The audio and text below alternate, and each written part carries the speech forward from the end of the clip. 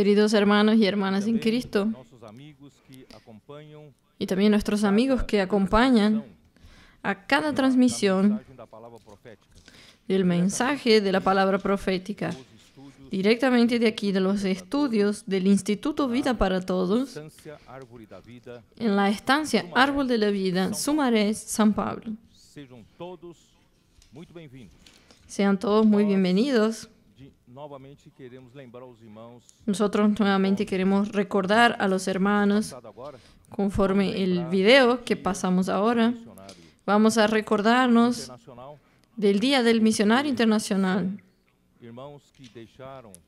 porque son hermanos que dejaron su país, Brasil o otros países de América del Sur, para trabajar en otros continentes en pro del Evangelio del Reino.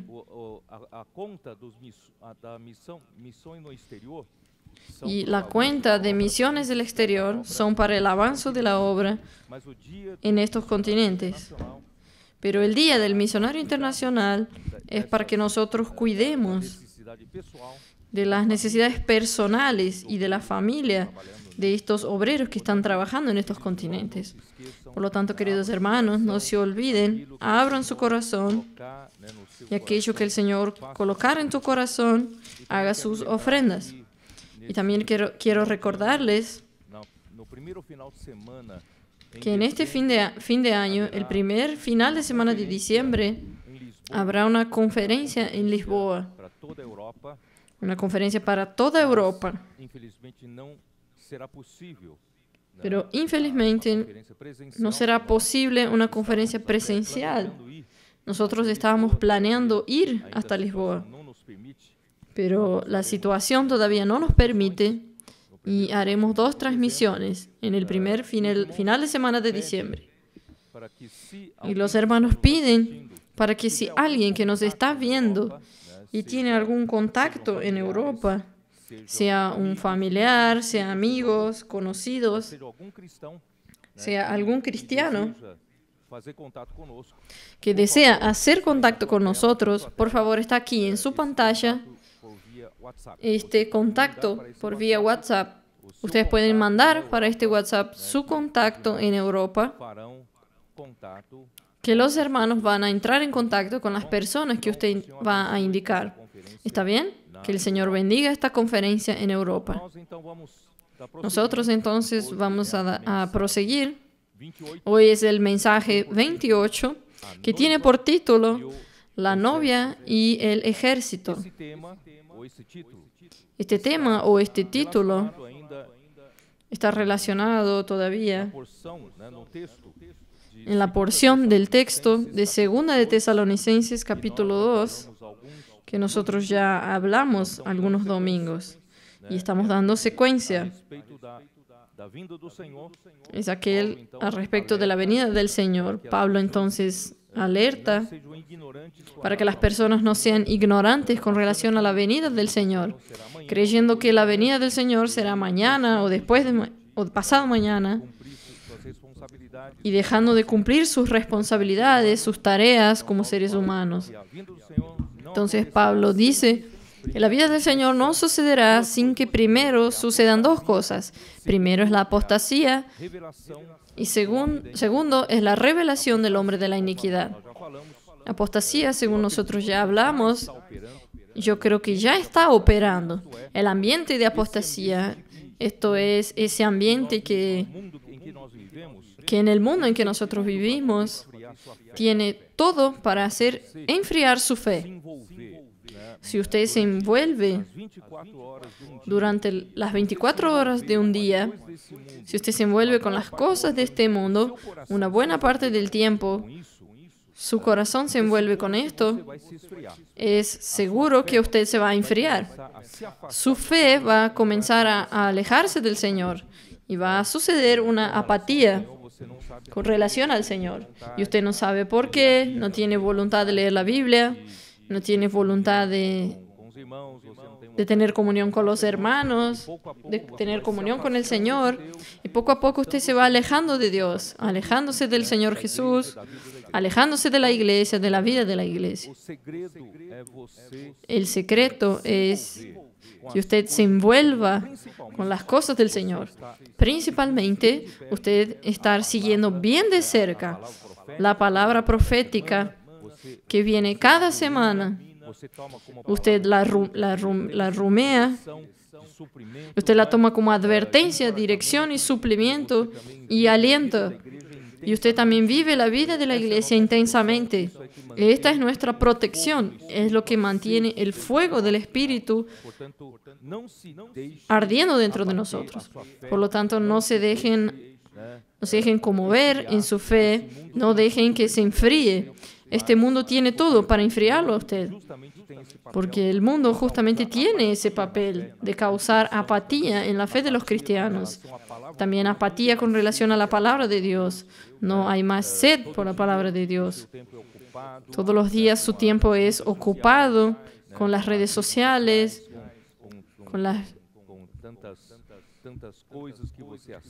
con tantas cosas que ustedes ven y pierden tiempo. Vamos a ser diferentes. Nosotros somos diferentes, somos aquellos que van a traer al Señor de vuelta. Entonces primero viene la apatía y después viene la revelación del hombre de la iniquidad.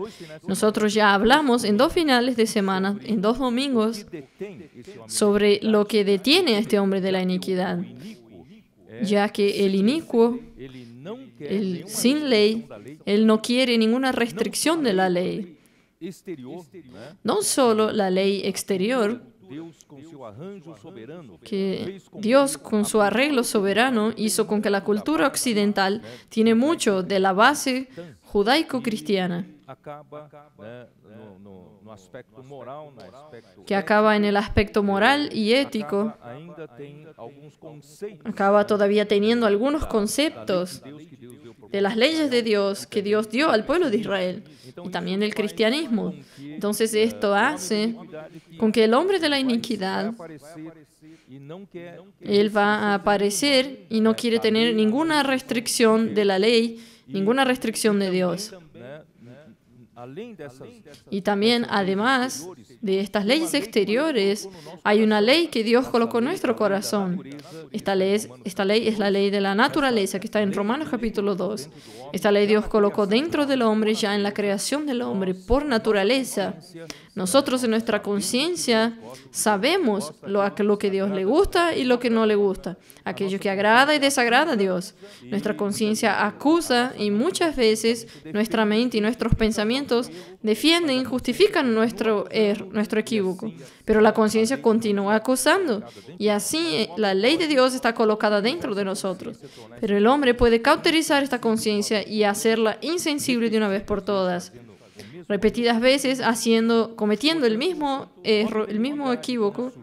Por lo tanto, el hombre de la iniquidad, cuando surgir, quiere romper, ayudar a las naciones, hacer con que las naciones rompan todos los lazos, por menor que sea, todos los lazos con Dios. No quiere tener ningún tipo de temor a Dios y ninguna restricción. Entonces, esto ya está operando. Es el misterio de la iniquidad que está operando. Cuando llega en el versículo 8 de 2 de Tesalonicenses 2, dice así: y entonces se manifestará aquel inicuo, a quien el Señor matará con el espíritu de su boca y destruirá con el resplandor de su venida. Muy bien, entonces, aunque el anticristo aparezca, él va a aparecer con gran poder, pero cuando el Señor Jesús aparezca, manifieste su venida, él será rápidamente destruido. Y es esto que quiero hablar esta noche, sobre la novia y el ejército. A partir del versículo 9 muestra que lo que el anticristo va a hacer aquí en este mundo es una lucha entre la verdad. Dios es la verdad. Cristo Jesús, el Hijo de Dios, vino, tabernaculizó entre nosotros, se hizo carne, vino lleno de gracia y de verdad. Y vimos su gloria como del unigénito del Padre. Quiere decir, Él se encarnó para traer el propio Dios a nosotros como gracia. Pero esta gracia tiene que hacerse verdad en nosotros. Ya quiero repetir rápidamente rápidamente en el comienzo del mensaje. Algunos están interpretando mal lo que yo quiero decir con la verdad. Aunque la Biblia tenga muchas verdades, y nosotros tenemos muchas verdades bíblicas, pero queridos hermanos, estas verdades bíblicas tienen que hacerse la verdad en nosotros. Es diferente. Ustedes pueden tener muchas verdades en su mente, en su cabeza, en sus archivos, pero esas verdades que usted recibe a través de las palabras proféticas, de las palabras fundamentales, esa verdad necesita ser sedimentada en usted por medio de sufrimientos, de la perseverancia, por medio de las probaciones, hasta que su fe sea probada y la verdad sea constituida en usted. En otras palabras, usted tendrá la propia realidad de Dios. Dios, Él es la verdad en este universo, porque antes de crear este universo solo existía Dios. Por lo tanto, Él es la propia verdad. Si usted saca a Dios, no hay universo, no hay creación, no hay nada. Entonces, Dios es la verdad. Pero Dios quiere agraciarnos tanto al ser humano que Él nos creó con espíritu a través de su soplo. Entonces es justamente para que nosotros podamos recibir a Dios como gracia, recibir al propio Dios en nosotros con gracia. Pero si nosotros no dejamos ese Dios sedimentar en nosotros, a través de Dios trabajar en nosotros, de las situaciones que pasamos, experiencias que vamos teniendo con este Dios, perseverancia en los sufrimientos, en las probaciones, ese Dios no será real en nosotros.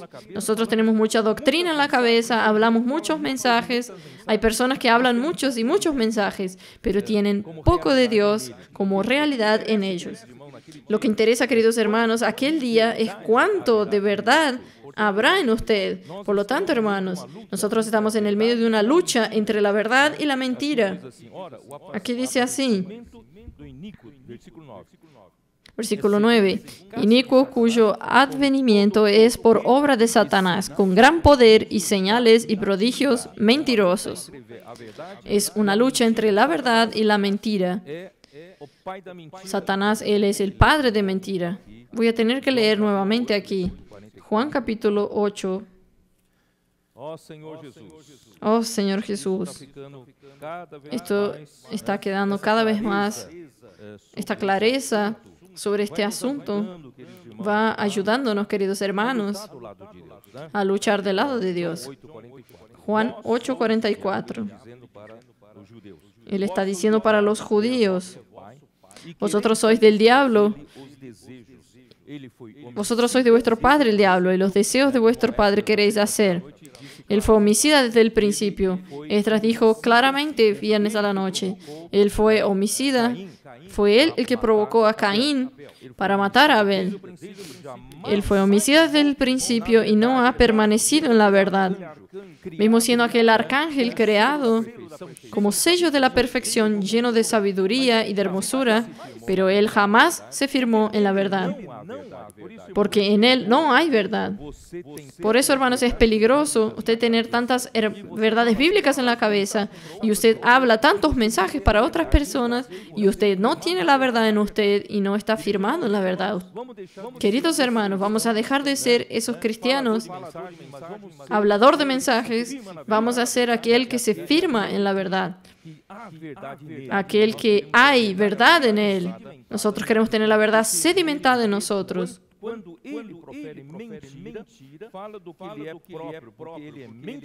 Cuando habla mentira, de suyo habla, porque es mentiroso y padre de mentira. Entonces, este arcángel se tornó Satanás, adversario de Dios, se hizo la propia mentira, él es el mentiroso y se hizo padre de mentira. Por eso, volviendo para 2 de Tesalonicenses 2, el aparecimiento del inicuo en el versículo 9, es según la obra de Satanás con gran poder y señales y prodigios mentirosos. Queridos hermanos, los señales, los prodigios sobrenaturales, el poder sobrenatural, no necesariamente viene de Dios. Puede venir de la mentira. Usted necesita tener discernimiento. Y con todo engaño de iniquidad. La mentira es justamente para engañarlo a usted, para llevarlo a usted. Iniquidad para los que se pierden por cuanto no recibieron el amor de la verdad para ser salvos. Cuando usted acoge la verdad, usted está acogiendo a Dios. Pero si usted rechaza la verdad, rechaza el amor de Dios y no será salvo. Por esto Dios les envía un poder engañoso para que crean la mentira, a fin de que sean condenados todos los que no creyeron a la verdad. Dios está, desde la venida de Cristo, Dios trajo concretamente la verdad para la humanidad, para este mundo. Y tantas oportunidades cada hombre tiene de recibir la palabra de la verdad por medio del Evangelio. Y cuántas personas rechazan y no dan crédito a la verdad. Quien no da crédito a la verdad, entonces Dios les manda la operación del error. Ellos van equivocándose, pecado tras pecado y cada vez peor. Queridos hermanos, esto se manifiesta principalmente en la área de la sensualidad, del sexo. Las cosas van yendo de inmundicia para inmundicia. Y cada vez más se hacen cosas normales. Pero no es solo en esta área, en todas las áreas está esto de dar crédito a la mentira, a fin de que sean condenados todos los que no creyeron a la verdad. Por lo tanto, hermanos, nosotros estamos luchando para que más personas crean en la verdad, sino que se complacieron en la injusticia. Hermanos, nuestros colportores dinámicos están en las calles trabajando. Yo sé que el equipo, por lo menos el equipo de Douglas en Osasco, ellos trabajan prácticamente hasta medianoche o a veces hasta 2 de la mañana. Yo ya supe de casos que ellos estuvieron todo el día sin dormir, justamente para llevar esta palabra de la verdad a las personas. ¿Para qué? Para salvar a estas personas que creen en la mentira, para sacarlas del imperio de las tinieblas y traerlas al reino de la verdad, para que crean en la verdad, a través de una oración, de los libros que ellos presentan. Nosotros podemos salvar a muchas personas, queridos hermanos, y este es nuestro encargo en este final de los tiempos. Muy bien, yo preciso avanzar. Semana pasada yo fui también hasta el Salmo 110. Voy a tomar el Salmo 110 nuevamente y voy a usar la versión King James actualizada, que dice así. En el comienzo del 110 dice: así declaró mi Señor, siéntate a mi derecha y espera, en cuanto de tus enemigos hago un objeto de descanso para tus pies. O sea, espera hasta que ponga tus enemigos por estrado de tus pies. El lugar para usted descansar. El estrado en los pies es para descansar. Cuando los pies no tienen apoyo, acaba causando problemas de circulación, de mala circulación, y no hay descanso. Entonces, el estrado de los pies es para descanso. Y Dios prometió para Cristo, Dios Padre prometió a Cristo que va a poner por estrado de sus pies los enemigos de Él. Entonces, aquí dice que no es solamente Cristo que va a hacer este trabajo, sino que Dios va a hacer este trabajo. Esto también está en Hebreos, solo para confirmar. Hebreos capítulo 1,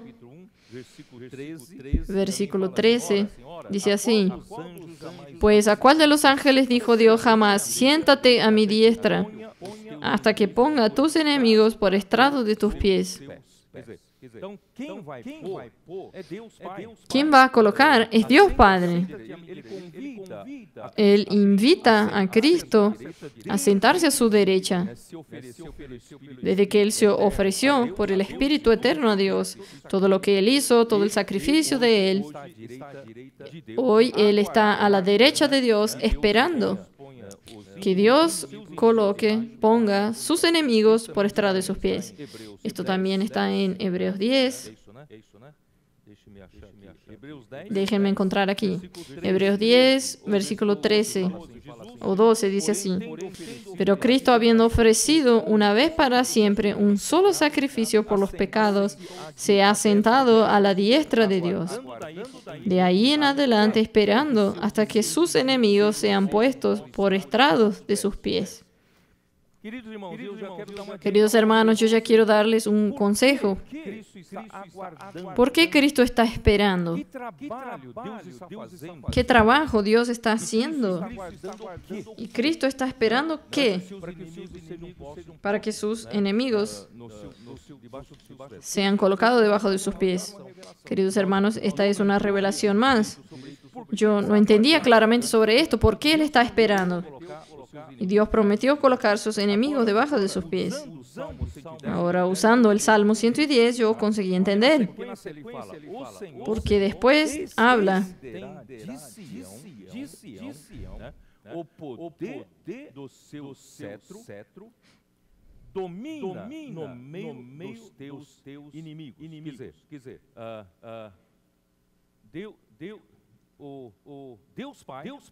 Dios Padre, Él va a extender de Sión el poder del cetro de Cristo. Sí, correcto. Dios es el que va a hacer esto. Todo esto es hecho por Dios. Dios va a extender de Sión el poder de su cetro y allí dice, domina en medio de sus enemigos. Cristo solo va a dominar en el medio de sus enemigos en el momento en que Dios extender de Sión el poder de su cetro. No sé si los hermanos están entendiendo lo que estoy hablando. Dios es el que está haciendo este trabajo. ¿Y quién son estos que componen el poder del cetro de Cristo? Queridos hermanos, es la iglesia. Somos nosotros. Y no es la totalidad de los cristianos que componen la iglesia, sino es Sión. Sión es una parte de Jerusalén. Jerusalén representa la totalidad del pueblo de Dios. En el Nuevo Testamento representa la totalidad del pueblo de Dios. Salvos por la sangre de Jesucristo y regenerados por el Espíritu. Y ellos hacen parte de Jerusalén. Pero de Sión, Sión es la parte que trata de la realeza. Realeza de David. Representa a David como rey, que él reinó en Sión. Bien, después yo voy a continuar aquí. Entonces aquí el Señor extenderá de Sión el poder de su cetro. Entonces el poder de su cetro que es extendido de Sión, hermanos, son los vencedores. Y el Señor sin los vencedores no tiene los enemigos debajo de sus pies. Por lo tanto, queridos hermanos, esta noche urge en mi corazón de convocarlo a usted, salir de su apatía, salir de usted creer que es incapaz, insuficiente para Dios. Usted tal vez piense, otros hermanos van a ser vencedores y yo no. No, yo quiero convocarlo a usted mismo. Entonces basta usted decir al Señor, Señor, yo no soy suficiente, pero yo tengo este corazón. Dios necesita de usted para formar Sión, para formar este grupo de vencedores en la iglesia. ¿Y ahí qué es lo que va a suceder? En el versículo 3. Este es el momento de presentarse. Vamos a presentarnos generosamente. Deje su complejo de inferioridad de lado. No diga, hay hermanos más calificados que yo en mi ciudad, en mi región. Tal vez no sea yo. No, sea generoso. Diga al Señor, Señor, yo quiero alistarme. Yo quiero presentarme. En el día de la convocación, que es ahora. Ahora es el día de la convocación. En los montes santos más numerosos.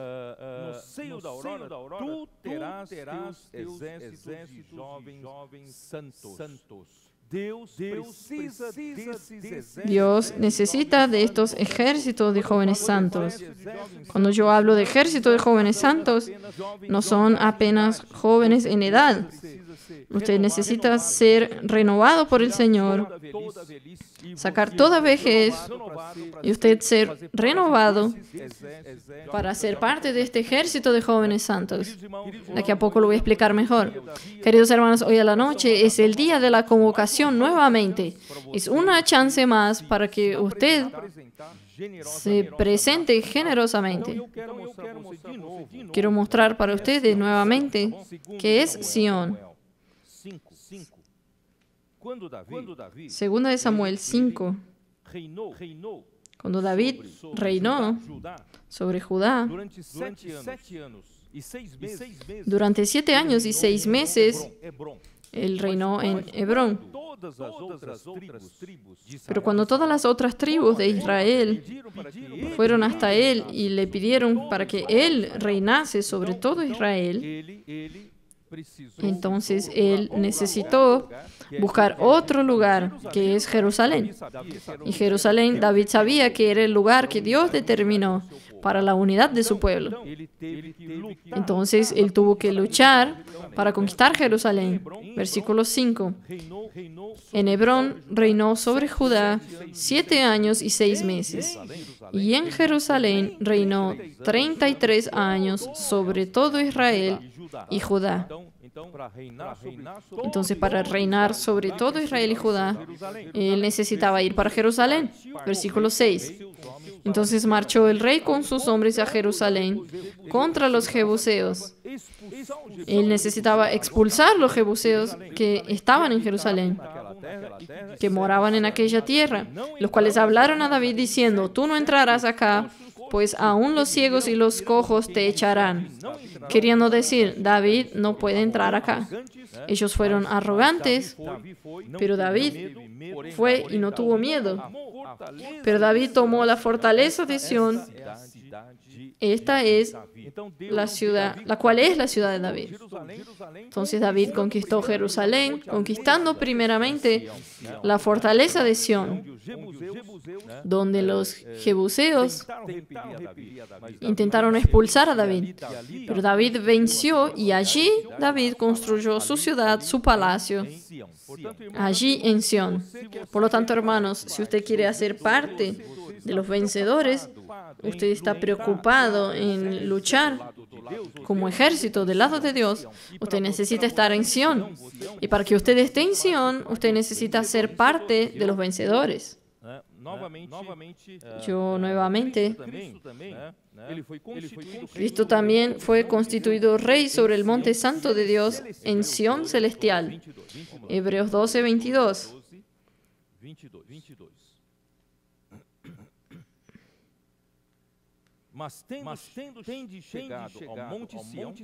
Sino que os habéis acercado al monte de Sión, a la ciudad del Dios vivo, Jerusalén la celestial, a la compañía de muchos millares de ángeles, y a la congregación de los primogénitos que están inscritos en los cielos.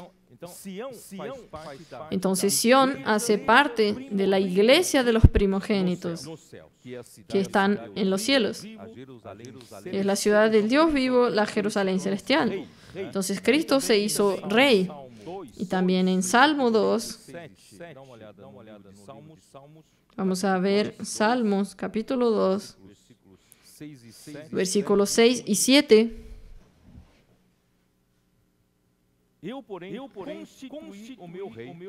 Pero yo he puesto mi rey sobre Sión, mi santo monte.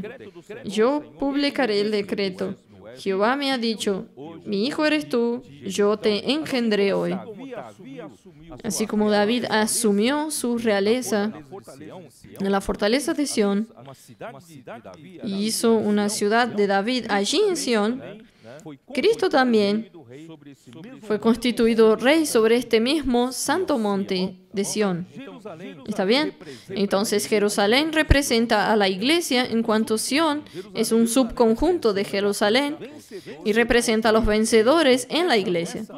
Entonces esta noche, todo lo que yo hable esta noche va a ser muy importante para que ustedes entiendan. Sión, entonces, es una parte de Jerusalén donde está la fortaleza. Y cuando la profecía en el libro de los Reyes, de Salmos y también en Isaías, cuando habla de Jerusalén, muchas veces él relata sobre los fracasos, infidelidades de Jerusalén. Pero cuando habla de salvación, cuando habla de realeza, él habla de Sión. Por lo tanto, Sión es el lado victorioso. Queridos hermanos, no permitimos más que la iglesia sea una iglesia de derrotados. Vamos a ser la iglesia de los vencedores. Vengan a ser parte de esto. Muy bien. Todo esto yo hice para poder entrar en Apocalipsis 14. Vamos a abrir nuestras Biblias en Apocalipsis, capítulo 14. 14, versículo 1. Después miré y aquí el Cordero estaba en pie.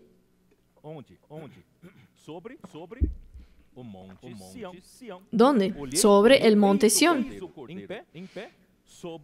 Y miré y aquí el Cordero estaba en pie sobre el monte de Sión. ¿Saben por qué?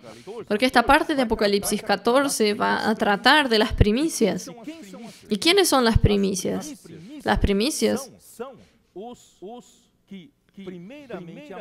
son los que primeramente maduraron durante la venida del Señor, antes de la venida del Señor. Entonces, los cristianos en general, la iglesia como un todo, es como un campo de la plantación de Dios. Todo el conjunto de cristianos hacen parte de la plantación. Dios plantó en Mateo 13, sembró la semiente del reino y esa semilla, aquellos que dejaron la semilla crecer, algunos a la orilla del camino, otros en el terreno con piedras y otros en lugares de poca tierra, pero hubo quien recibiera en una buena tierra, en un corazón bueno. Entonces existen 4 tipos de tierras y 4 tipos de corazón, pero en algunos este reino creció más. Entonces la gran plantación va a madurar como la mies en el final. Solo que antes de llegar a la madurez de toda la mies, una parte va a madurar primero. Esa parte es llamada de las primicias. Estamos hablando de vencedores vivos por ocasión de la venida del Señor. Apocalipsis 12 habla de la totalidad de los vencedores durante todas las eras. Y Apocalipsis 14 trata de los vencedores vivos en la época de la venida de Cristo. Por lo tanto, aquí habla. Entonces, estas primicias que primeramente maduraron, es por eso que este Cristo está de pie sobre el monte Sión, porque el monte Sión no es para la totalidad. El monte de Sión es para aquellos que luchan del lado de Dios, aquellos que hacen parte de la fortaleza de Sión, aquellos que están preocupados con la realeza de Cristo, de devolver su autoridad y dominio aquí en la tierra. Entonces él vio con él 144,000 que tenían el nombre de él y el de su padre escrito en la frente. El nombre de Dios y el nombre de Jesús en sus frentes. 144,000. Queridos hermanos, teniendo en su frente escrito el nombre de Jesús y el nombre del Padre, de Dios, significa, queridos hermanos, que ellos son totalmente uno con Jesús. Ellos eran totalmente uno con Dios. Ellos son identificados con Jesús, identificados con Dios. Es lo que yo vengo hablando. La verdad se hizo algo sedimentado en ellos. Ellos tienen la realidad de Dios, realidad de Cristo. Por lo tanto, ellos tienen el nombre de Cristo y el nombre de Dios Padre. Ellos no son apenas aquellos que tienen mucha doctrina en la cabeza, sino que saben practicar, practican un poco, no tienen la verdad constituida totalmente en ellos. No, estos son los que tienen el nombre del Padre y del Hijo. Bien, lo que yo quiero comenzar a decir es lo siguiente. 144.000 vencedores por ocasión de la venida del Señor. Este número 144.000, por un lado, es un número simbólico. Es un número muy significativo porque 144 es 12 veces 12. Y el número 12 es el número de la completación. Es el número completo en la administración eterna de la economía de Dios. En el plano de Dios, el número 12 es la completación final. Entonces, 12 por 12 es la completación de la completación. Dios hizo todo lo que tenía que hacer con este grupo de personas. Y no es solo 144, son 144.000. Entonces, realmente es la consumación final de la completación de la completación. 144.000 vencedores vivos por ocasión de la venida del Señor. Y esos 144.000 hermanos puede ser un número literal, puede ser meramente simbólico, pero también puede ser literal. Ustedes sabían que hoy, en el momento presente,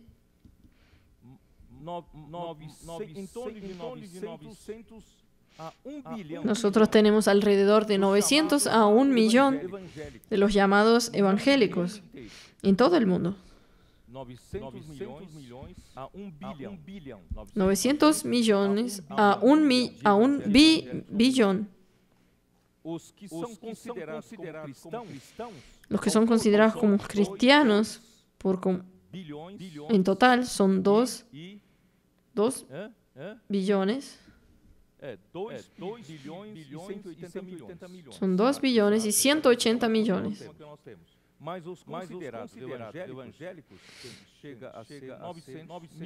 Los considerados evangélicos llegan a ser 900 millones. No llega a ser un billón.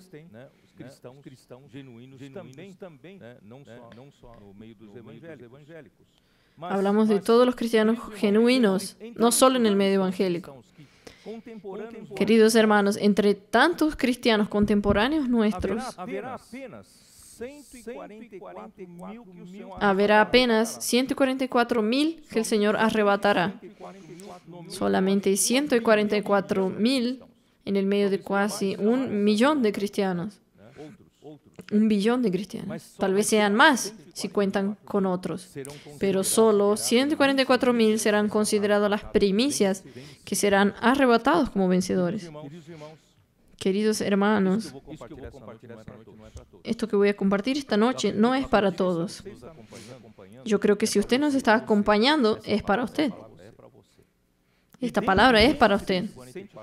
Y de entre estos 144.000, yo quiero creer, hermanos, los que tienen acceso a esta palabra profética que Dios está revelando cada semana, tienen mayores chances de hacer parte de las primicias de estos 144.000.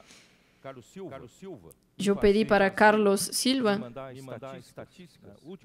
mandarme una estadística del último levantamiento de los hermanos que reúnen con nosotros en la vida de la iglesia, que supongo yo están recibiendo esta palabra profética, están acompañando esta palabra profética y creo yo están practicando esta palabra profética. Hermanos, hay una gran chance de hacer parte de los 144.000. Nosotros tenemos aquí, por el número que yo tengo, los que están acompañando esta palabra, que reúnen con nosotros aquí en Brasil, da alrededor de 32.000. En América del Sur, además de Brasil, tenemos 17.600. En América Central, 620. América del Norte, 990. Europa, 790. África, 11.800. Sumados, nosotros tenemos 65.700 hermanos viviendo la vida de la iglesia que están recibiendo esta palabra. Queridos hermanos, yo no sé si todos los 65.000 harán parte de los 144.000. Yo quiero creer que hay una gran posibilidad, grandes chances de ser. Depende de su actitud a partir de este mensaje. Si usted deja para atrás toda pasividad, toda apatía de la fe del Espíritu, y usted pasa a ver la urgencia del momento, todavía tiene tiempo de usted participar de estos 144.000. En primer lugar, la Biblia habla en ejércitos de jóvenes santos, habla en plural. Yo quiero decir a ustedes que Dios considera el pueblo de Israel. Cuando salieron de Egipto, Dios los llamó de ejércitos del pueblo de Dios. ¿Por qué ejércitos en plural? Porque son 12 tribus. 12 tribus. Queridos hermanos, ni todas las otras tribus reúnen con nosotros, pero son cristianos verdaderos. Y yo creo que en todas las tribus hay cristianos maduros, hay cristianos que están buscando el reino, y yo hasta creo que muchos están acompañándonos en esta palabra. Pero yo quiero creer, queridos hermanos, principalmente en la vida de la iglesia, en esta tribu, habrá la mayor parte de los vencedores que compondrán los 144.000. Esto quiere decir que, hermanos, primero, nosotros necesitamos predicar más el Evangelio. Necesitamos ampliar este número de 65.700. Necesitamos llegar por lo menos a 120.000. Vamos a doblar este número. Pedir al Señor, Señor, a través del colportaje dinámico, a través de cuando termine la pandemia, queremos ir para todas las ciudades, todos los barrios donde no hay vida de la iglesia. Vamos a dar oportunidad para que todos vivan la vida de la iglesia y sean vencedores. Y de esta forma, queridos hermanos, vamos a pedir para el Señor. No quiero aquí prometer de doblar el número. No me gustan mucho los números. Pero de cualquier forma, hermanos, quiero mostrarles a ustedes que este número no está muy lejos de los 144.000.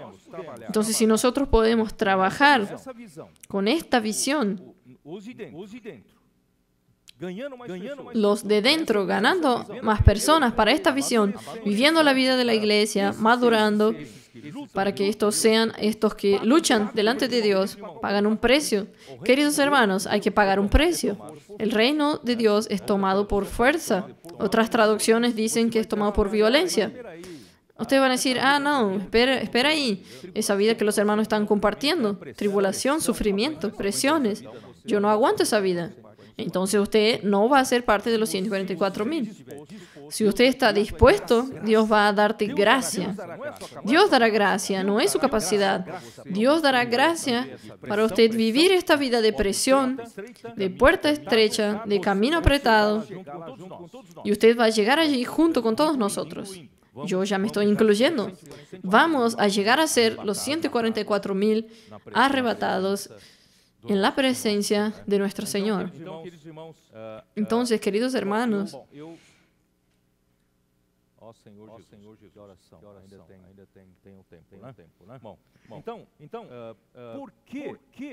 entonces, ¿por qué yo estoy diciendo?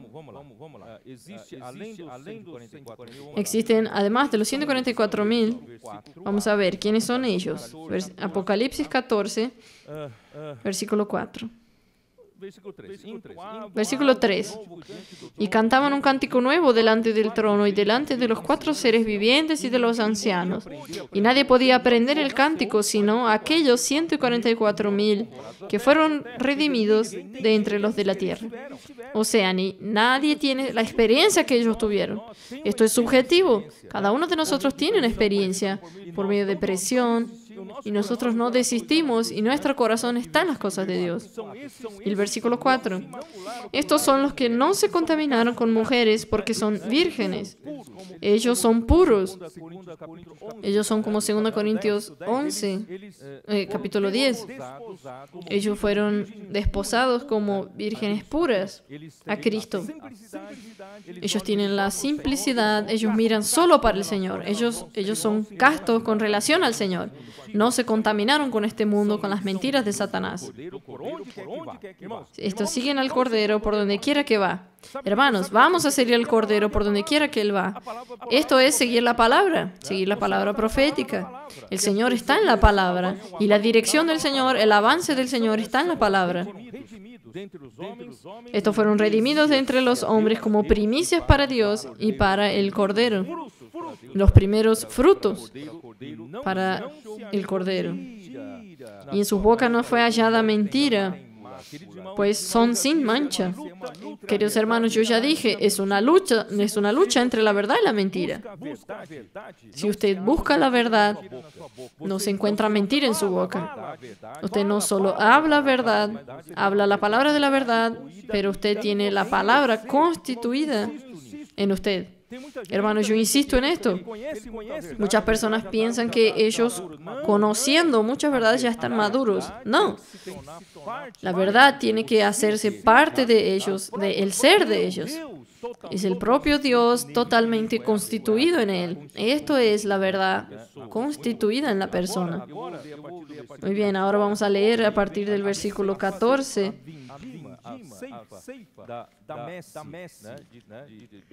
Aquí viene la cosecha de la mies de la totalidad de los cristianos.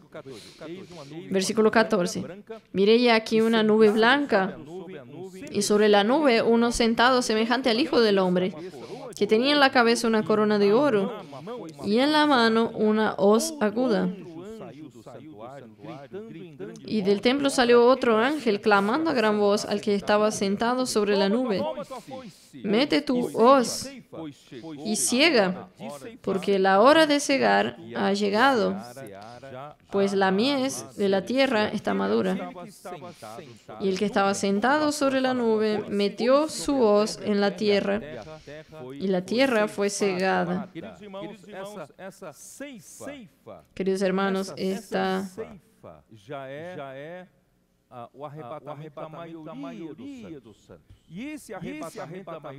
cegada ya es el arrebatamiento de la mayoría de los santos. Y esto será en el final de la gran tribulación. Ellos pasarán por la gran tribulación. Esto está en 1 Tesalonicenses 4 que leímos. Vamos a ver para que ustedes localicen lo que se trata, un asunto y el otro. Este arrebatamiento no es el arrebatamiento de las primicias que sucederá antes de la gran tribulación.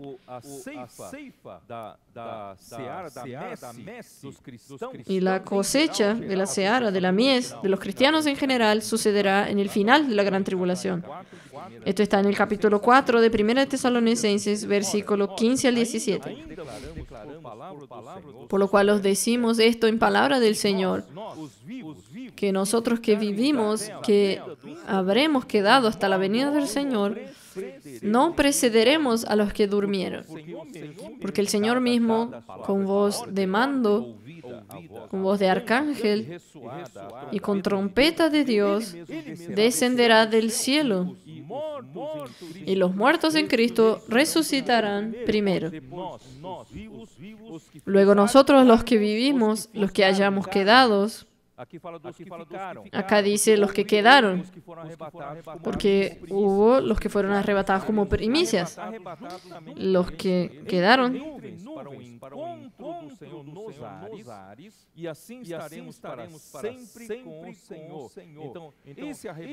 entonces este arrebatamiento de la mayoría de los santos será en los aires, pero el arrebatamiento del Hijo varón y el arrebatamiento de las primicias será para el trono de Dios en el tercer cielo. Queridos hermanos, esto es una gran diferencia. Tiene una diferencia de por lo menos 3 años o 3 años y medio. En el Viejo Testamento las primicias siempre representan la mies como un todo. Deuteronomio 26. Abran sus Biblias. En Deuteronomio 26.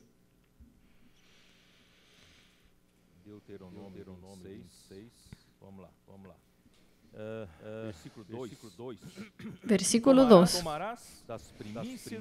Entonces tomarás de las primicias de todos los frutos que sacares de la tierra que Jehová Dios te da, y las pondrás en una canasta, y irás al lugar que Jehová tu Dios escogiere para hacer habitar allí su nombre, que es Jerusalén. Entonces usted va a tomar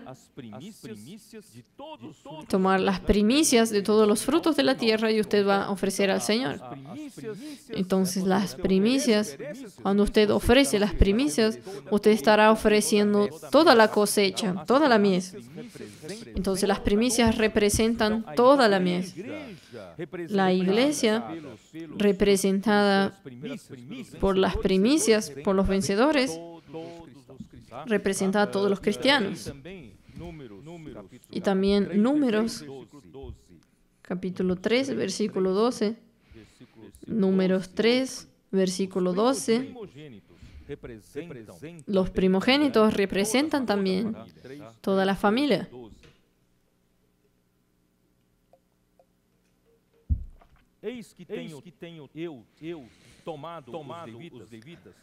He aquí yo he tomado a los levitas de entre los hijos de Israel, en lugar de todos los primogénitos. Los primeros nacidos entre los hijos de Israel serán, pues, míos los levitas. Quiere decir que cuando Dios tomó a los levitas como primogénitos, Él tomó todo Israel. Entonces los primogénitos representan a cada familia y los levitas representaban a todo Israel. Este principio es un principio de vencedores.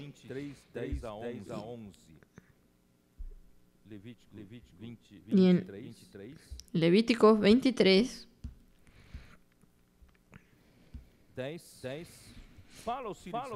10, versículo 10. Habla a los hijos de Israel y diles: cuando hayáis entrado en la tierra que yo os doy y seguéis su mies, traeréis al sacerdote una gavilla por primicia de los primeros frutos de vuestra siega. Y el sacerdote mecerá la gavilla delante de Jehová para que seáis aceptos. Entonces cuando las primicias fueren aceptas, toda la mies fue acepta. Éxodo 23, 19.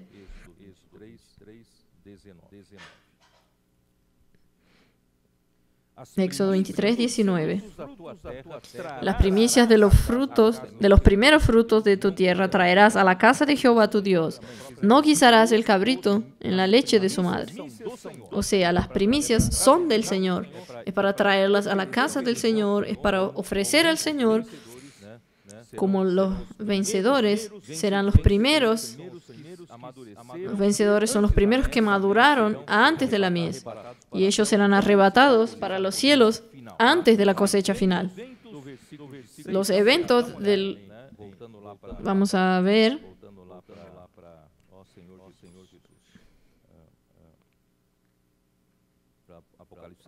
Volviendo para Apocalipsis 14. A partir del versículo 6. A partir del versículo 6 hasta el 13, ya son eventos que sucederán durante la gran tribulación. ¿Ustedes entendieron? Entonces, del versículo 1 al 5 habla de las primicias. de los vencedores vivos. Pero a partir del momento en que ellos fueron cosechados, arrebatados, sucede entonces la gran tribulación a partir del versículo 6 al 13.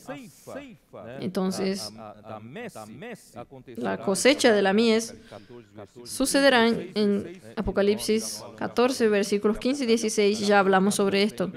En Apocalipsis 14, todavía versículo 9, allí habla que en el medio de la gran tribulación,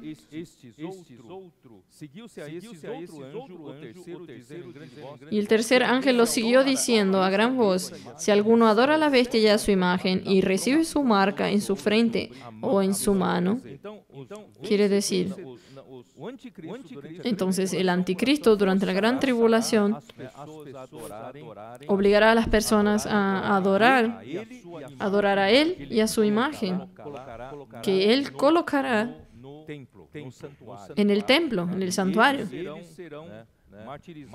Y ellos serán martirizados. Apocalipsis 15, versículo 2. Vi también como un mar de vidrio mezclado con fuego, y a los que habían alcanzado la victoria sobre la bestia y su imagen, y su marca y el número de su nombre, en pie sobre el mar de vidrio con las arpas de Dios. Entonces, esto quiere decir que las primicias están siendo preparadas ahora. Espero que usted sea uno de estos que esté preparado ahora. Cuando llegue el tiempo, y yo creo que en algunos años, no es mucho tiempo, el Señor va a cosechar las primicias. Las primicias van a ser recogidas, arrebatadas para el tercer cielo, el trono de Dios. Pero los demás serán dejados para la gran tribulación. Esto no quiere decir que no habrá más vencedores después de las primicias. Habrá vencedores durante la gran tribulación, solo que con mucho sufrimiento. Porque estos que serán dejados serán perseguidos, que serán dejados serán obligados a adorar la imagen de la bestia, adorar a la bestia, al anticristo, y quien no adore será perseguido y muerto, o si se esconde, no tendrá la marca de la bestia. No sé si algún tipo de chip o control, algún tipo de control seguramente será, y esa persona no podrá comer, comprar, vender, trabajar, y por lo tanto él dependerá de los otros para sobrevivir. Y muchos de ellos serán martirizados por no seguir a la bestia, a su imagen, por causa del Evangelio, y por causa de Cristo serán martirizados. Estos entonces serán los vencedores tardíos durante la gran tribulación. Entonces habrá vencedores, sí, durante la gran tribulación. Pero queridos hermanos, no deje para ser vencedores después, durante la gran tribulación. Es mejor aprovechar hoy. Vamos a aprovechar hoy. Entonces estos serán vencedores durante la gran tribulación.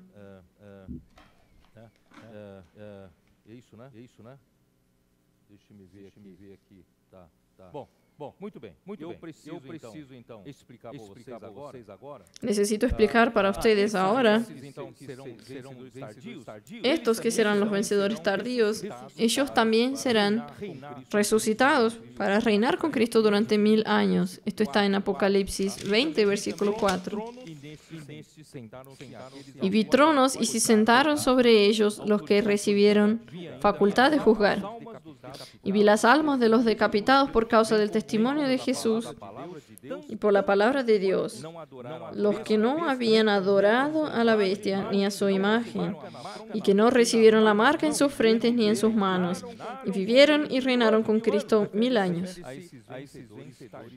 Se refiere a estos vencedores tardíos. Por lo tanto, queridos hermanos, existe una posibilidad de usted ser vencedor ahora y ser arrebatado como primicias hasta el tercer cielo y volver juntamente con Cristo como hijo varón para en el fin de los tiempos, en el final de la gran tribulación, usted venir a jugar esta tierra juntamente con el Señor. Esta iglesia de los vencedores, hermanos, es el poder de su cetro que se extenderá de Sión. Dios necesitará de la iglesia para efectuar este trabajo. Muy bien. Vamos para Apocalipsis 19. Ahora estoy llegando donde quería llegar. Apocalipsis 19. Oh, Señor Jesús, amén. Estoy muy alegre, queridos hermanos. Muy alegre, pero por otro lado, hermanos, un corazón de urgencia. Me gustaría que todos entiendan mi corazón. No estoy aquí para presentar un bello mensaje. No estoy aquí para ganar aplausos, elogios. Hermanos, yo quiero ser fiel al Señor, transmitir esa palabra a ustedes, para que el Señor en esta época pueda ganar más personas con este sentimiento de urgencia y dejar todo lo demás, todo lo que es menos importante, para buscar al Señor en este momento. No dejen que la apatía de la fe alcance a ustedes. Al contrario, usted tiene que luchar contra la apatía, buscar la palabra, buscar la vida de la iglesia, buscar al Señor, buscar la comunión, buscar practicar la palabra, para que usted pueda hacer parte de estas primicias. Aquí yo quiero mostrar a ustedes en Apocalipsis 19 una gran buena nueva para usted.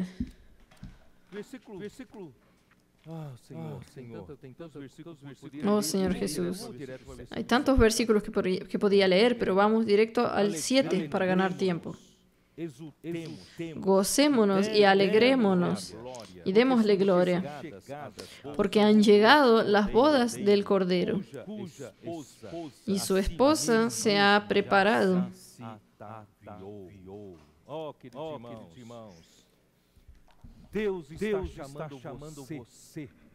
Queridos hermanos, Dios está llamando a usted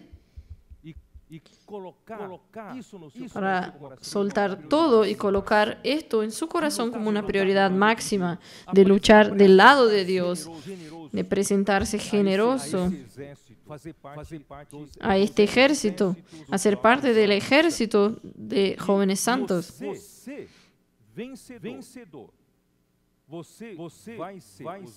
Y usted vencedor va a ser los vencedores, van a representar la iglesia para casarse con Cristo. Y en Apocalipsis 19, casi en el final ya de la gran tribulación, pero es antes de la última guerra, antes de la batalla de Armagedón, antes de Dios ejecutar el juicio sobre el anticristo, el falso profeta y los reyes de las naciones que sigan al anticristo y al falso profeta. Antes de ejecutar este juicio, Dios necesita hacer el casamiento del Cordero con su esposa. Queridos hermanos, ¿todos estarán listos para casarse? Entonces, ¿quién representará a esta esposa, la iglesia como esta esposa, para casarse con el Cordero, con Cristo? Los vencedores, queridos hermanos. Los vencedores. Por esto es importante hoy usted ya hacer parte de Sión. Y estos vencedores, aquí dice, porque han llegado las bodas del Cordero y su esposa se ha preparado. Queridos hermanos, la esposa tiene que prepararse a sí misma. Es nuestra responsabilidad estar listos en el día de las bodas del Cordero. Hermanos, ¿cómo podemos estar listos? Vamos a ver Efesios 5. Efesios capítulo 5.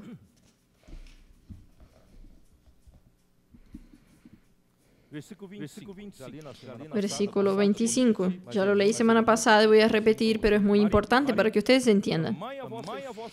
Maridos, amad a vuestras mujeres, así como Cristo amó a la iglesia y se entregó a sí mismo por ella. Queridos hermanos, Cristo se entregó por su iglesia. ¿Y Él se entregó para qué? para santificarla. Si usted no se importa para la razón por la cual Cristo murió, se entregó por la iglesia, entonces usted no va a ser vencedor. Usted todavía continúa viviendo su vida despreocupadamente y usted no va a ser parte de las primicias.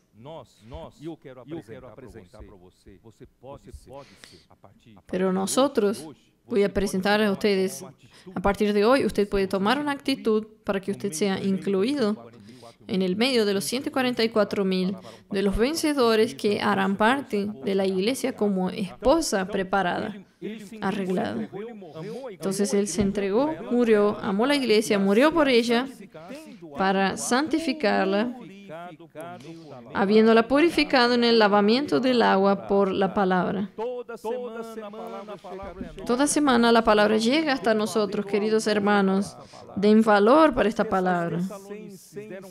Los tesalonicenses dieron valor para la palabra que los apóstoles hablaron en medio de ellos. Y esta palabra, con efecto, hizo un trabajo tremendo en la vida de ellos. Que cuando usted cree en la palabra de los profetas que vienen de Dios, es la palabra de Dios. Y si usted cree y la acoge como palabra de Dios, la palabra de Dios trabaja principalmente en usted. Entonces va a lavarlo a usted. Deje al Señor lavarlo a usted. ¿Cuál es el objetivo? Para presentar para sí mismo. Cristo quiere presentar para Él mismo una iglesia gloriosa. Dios está hablando para la iglesia semana atrás de semana. En la vida de la iglesia estamos recibiendo el hablar de Dios, queridos hermanos. ¿Es para qué? Para santificarnos y para purificarnos por el lavamiento del agua por la palabra. Y el objetivo es presentar a Cristo una iglesia gloriosa, sin mancha, sin ninguna contaminación y sin arruga. Quiere decir, no tiene vejez. Queridos hermanos, infelizmente muchos hermanos están llenos de vejez, de religiosidad, creyendo que su religiosidad será acepta el día del Señor. El Señor no quiere ni arrugas ni vejez. Vamos a dejar al Señor limpiarnos y usted se vuelve joven. Dios no va a casar con una novia arrugada. Dios no se va a casar con una novia vieja. Nosotros necesitamos todos renovarnos. Necesitamos que el Señor, a través de la palabra, nos renueve nuestra mente. Pablo habla en Romanos 12 para que nosotros renovemos nuestra mente. Y así, hermanos, nosotros seremos sin mancha ni arruga, ni cosa semejante, sino santa y sin mancha. Dios está haciendo este trabajo en el medio de nosotros. Queridos hermanos, yo creo que no voy a dar secuencia a lo que preparé aquí. Yo quiero pasar un encargo muy pesado aquí dentro de mí. Señor Jesús, ¿por qué? ¿Por qué solamente en Apocalipsis 19? Vuelvan allá, Apocalipsis 19. Porque quién sabe, en el próximo domingo termino de hablar aquí. Dice en el versículo 8 que se le ha concedido que se vista de lino fino, limpio y resplandeciente, porque el lino fino es las acciones justas de los santos. Y el ángel me dijo, escribe, bienaventurados los que son llamados a la cena de las bodas del Cordero. Y me dijo, estas son palabras verdaderas de Dios. Entonces, no son todos que son invitados a las cenas de las bodas del Cordero. Esto es en Mateo 22. Aquel que no se encontraba con la vestidura fue lanzado a las tinieblas exteriores. Entonces, son los vencedores que participarán de la cena del Cordero. Y después de esto, después del casamiento, es que a partir del versículo 11, el Señor entonces aparece en un caballo blanco como un gran general guerrero. Y Él va a llevar consigo los ejércitos que hay en los cielos. Versículos 14. Los ejércitos celestiales, recuerden, de los cielos. Estos están en los cielos. Nosotros los vencedores estaremos en los cielos. Ejércitos celestiales vestidos de lino finísimo, blanco y limpio le seguían en caballos blancos. Y de su boca sale una espada aguda para herir con ella a las naciones, y él las regirá con vara de hierro. Y él pisa el lagar del vino del furor y de la ira del Dios Todopoderoso. Por lo tanto, queridos hermanos, no sé si yo conseguí pasar este encargo para ustedes. Dios, Él es el que va a dar el poder para su Hijo Cristo luchar esta última batalla. Y esta última batalla no será vencida, no tendrá su lucha sin la participación de la iglesia, sin la participación de los vencedores, sin la participación de su novia, de su esposa. Hermanos, cuando en Génesis allí habla, dejará el hombre a su padre y su madre y se unirá a su mujer, volviéndose una sola carne. Esta unión, hermanos, no hay una unión mejor representada que por la unión del marido y de la esposa. Esta unión se hace un solo cuerpo. Cuando es un único cuerpo es porque es una sola alma y un solo espíritu. En Efesios 5, ¿cómo termina? Yo no terminé de leer. Efesios 5, ¿cómo termina? Señor Jesús, me perdone que no leí este versículo. Efesios 5. Versículos 31 dice: Por esto dejará el hombre a su padre y a su mujer y se unirá a su mujer, y los dos serán una sola carne. ¿Saben por qué? Dice aquí, porque Cristo necesita de la iglesia volviéndose una sola con Él. Necesita ser uno solo para poder luchar de su lado como un solo hombre, para derrotar al anticristo y al falso profeta. Sin la iglesia, Cristo no vence, porque Dios así determinó en su plan eterno. Oh, Señor, no sé si conseguí hacerlos entender. Grande es este misterio, mas yo digo esto respecto a Cristo y de la iglesia. Grande es este misterio. Este misterio, Cristo y la iglesia necesitan casarse. Cristo y la iglesia necesitan hacerse uno solo, una sola entidad, una sola unidad. Un solo en todo, en la naturaleza, en vida, en el alma, en todo, para que pueda luchar juntos, para derrotar a los enemigos, para ponerlos por estrado de los pies de Cristo. Dios determinó así. Va a tener que ser así. ¿Los hermanos entendieron? Entonces yo quiero aquí hacer una pausa para terminar. Queridos hermanos, nosotros necesitamos ser uno con Cristo. Cristo necesita de la iglesia preparada como esposa, lista, santificada, lavada por la palabra, ¿no es verdad? Sin mancha, sin arruga, para que Cristo pueda tener una esposa totalmente una con Él, en vida y naturaleza. Es el propio Dios siendo totalmente trabajado para adentro de la iglesia, para que la iglesia pueda ser una con Cristo. Hermanos, esto es muy bonito en la doctrina, en la teoría. Pero hermanos, ¿cómo nosotros podemos ser realmente como la iglesia, uno con Cristo? Yo entonces estuve ponderando aquí. Oh, Señor Jesús.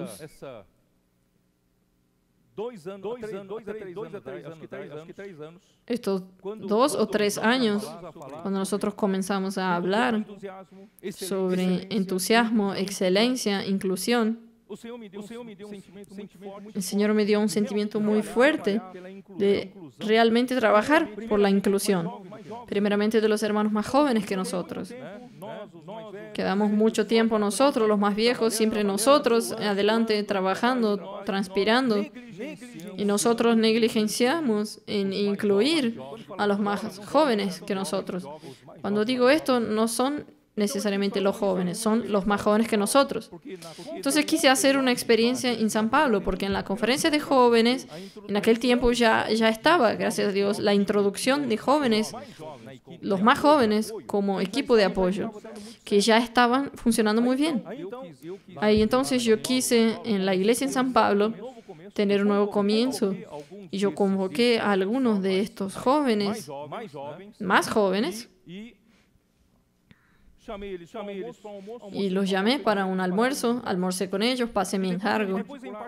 Y después en particular uno de ellos me preguntó: Pedro, al final de cuentas, ¿qué es lo que usted quiere que yo haga? Y yo todavía necesito entender qué es lo que usted quiere que yo haga. Hermanos, yo le dije a él que yo no quiero nada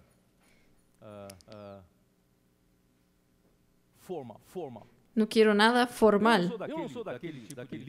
No soy de aquel tipo de líder que exige relatorios de sus liderados. Exige que ellos me comuniquen todo lo que hacen para no hacer nada mal. Yo no soy así. No controlo, no me gusta quedar encima de eso. Y yo hablé así para esta persona más joven que yo. Yo solo necesito de un espíritu que yo llamo, queridos hermanos. Quiero revelar para ustedes algo de mi corazón. Yo le dije a él, yo necesito del espíritu de complicidad. Hermanos, no hay un sentimiento mejor o una virtud mayor en un casamiento entre un hombre y una mujer viviendo una vida común de que la complicidad. ¿Qué es una complicidad? Es confianza total. Lo que uno hace, el otro... Uno conoce al otro. Uno es como si fuera el otro. Hermanos, esto es un casamiento bonito. Marido y mujer son cómplices. Marido y mujer piensan la misma cosa. Marido y mujer son una sola alma.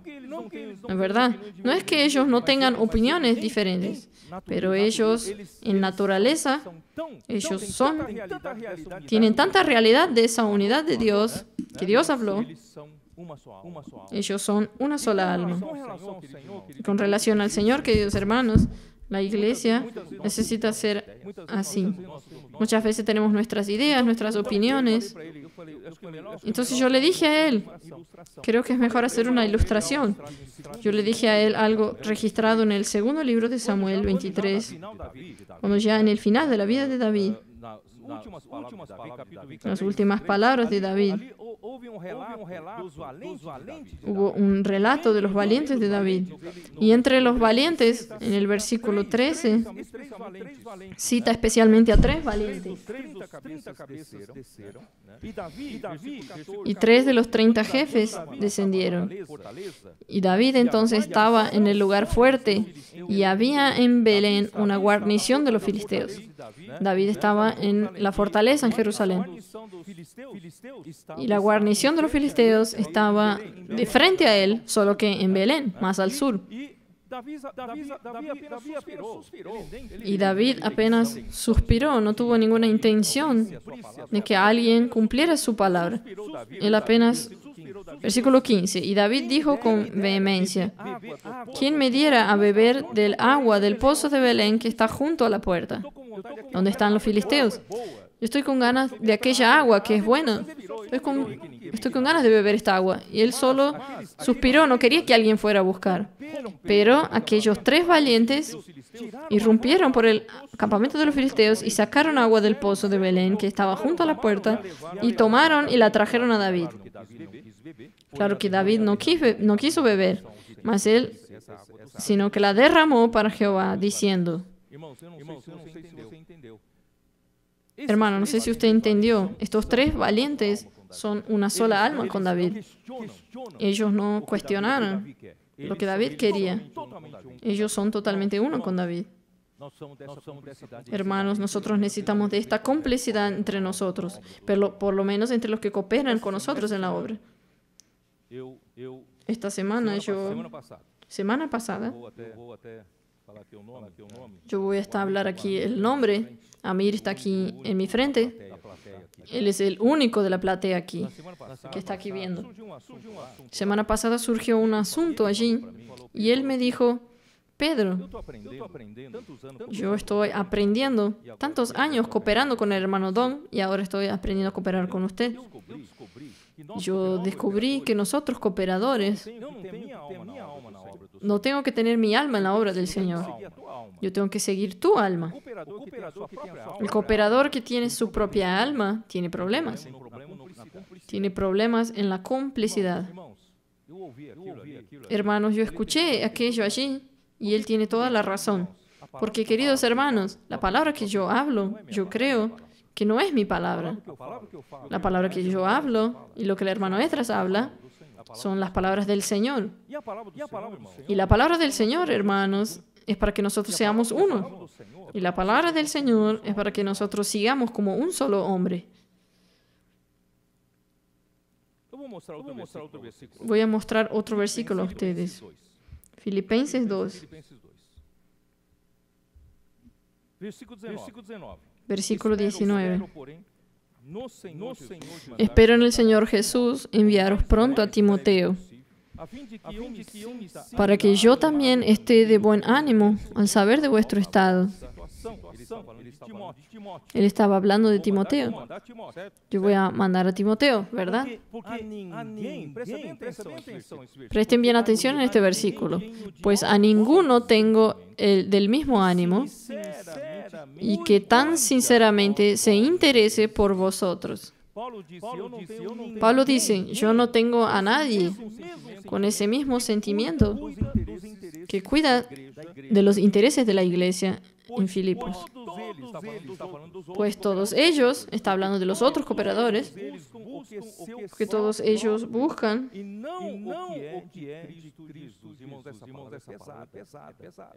Hermanos, esta palabra es pesada. Aquí dice que entre tantos cooperadores que Pablo tenía, él tenía esta afinidad mayor y él encontró la complicidad en Timoteo. Timoteo es como aquellos 3 valientes de David que no cuestionaron a Pablo lo que él hablaba y hacía.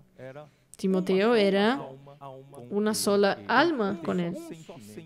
Tienen un solo sentimiento con Pablo. Queridos hermanos, nosotros necesitamos perfeccionarnos. Lo mismo los cooperadores, los hermanos de cada región, que cooperamos juntos. Necesitamos aprender a cuidar realmente de lo que es del interés de la iglesia, del interés del pueblo de Dios. Infelizmente, Pablo tenía muchos cooperadores, pero aquí dice, todos buscan lo suyo propio. Estos otros cooperadores tenían sus propios intereses. Hermanos, ¿quién sabe? Estos otros todavía están buscando un espacio en la obra para ellos sobrevivir en la obra. Hermanos, no necesitamos de esto. Si todos nosotros somos uno con quien nos lidera, creyendo que es la palabra de Dios, y no tener mi propio interés, ni preocuparme, hermanos, con mi sobrevivencia espiritual, en mi carrera espiritual. Queridos hermanos, si yo soy uno, hay todo el espacio para mí. ¿No es verdad? Si yo busco mi espacio particular, usted va a ser lanzado fuera. Por esto, hermanos, nosotros necesitamos desenvolver este tipo de complicidad entre nosotros. ¿Y qué es buscar los propios, no buscar los propios intereses? Es buscar lo que es de Cristo Jesús. Timoteo buscaba ser uno con Pablo, es buscar el interés del Señor Jesús, de Cristo Jesús. Por lo tanto, hermanos, Dios necesita de la iglesia de los vencedores totalmente afinada con Él, para poder en aquel día que nosotros nos hagamos uno con Cristo. Pero si hoy nosotros estamos siendo entrenados y todavía tenemos nuestra propia alma, todavía tenemos nuestra propia manera de hacer, Todavía buscamos nuestro espacio, queriendo hacer nuestras propias cosas. Hermanos, vamos a tener dificultades. En aquel día Dios no tendrá una esposa preparada y lista para él. Si cada uno de nosotros busca todavía su espacio, queridos hermanos, nuestro espacio, hermanos, es en la dirección del Señor, en la obra del Señor, es lo que el Señor quiere, que es del interés del Señor Jesucristo. Gracias a Dios, hermano, quiero hablar aquí públicamente. El Señor me dio un excelente compañero que es Esdras. El hermano Esdras es realmente mi cómplice. Nosotros dos hermanos nos damos muy bien. Estamos muy afinados. Lo que él hace, yo firmo abajo. Nosotros tenemos esta complicidad. Yo doy testimonio que él no busca interés propio. Doy testimonio que él no busca un espacio propio. No necesita, hermanos. Si nosotros buscamos el interés de Jesucristo, seguramente tenemos espacio en el cuerpo de Cristo en la obra del Señor. Y gracias al Señor, hermanos, nosotros sabemos, yo y Esdras, tenemos varios cooperadores en varias regiones que son cómplices nuestros. Nosotros también tenemos hermanos de las iglesias, varias hermanas que son nuestros cómplices. Son hermanos con la mayor simplicidad posible. Ellos son igual estos tres valientes, ¿no es verdad? Lo que nosotros hablamos, que viene de la parte del Señor, ellos son simples para practicar. Dan hasta la propia vida para esto. Queridos hermanos, necesitamos de este tipo de espíritu en nosotros, entre nosotros. No quiero decir aquí que todos tienen que ser uno conmigo. No, no estoy diciendo esto. Pero hermanos, nosotros necesitamos todos ser uno con el Señor. Pero tenemos la lideranza.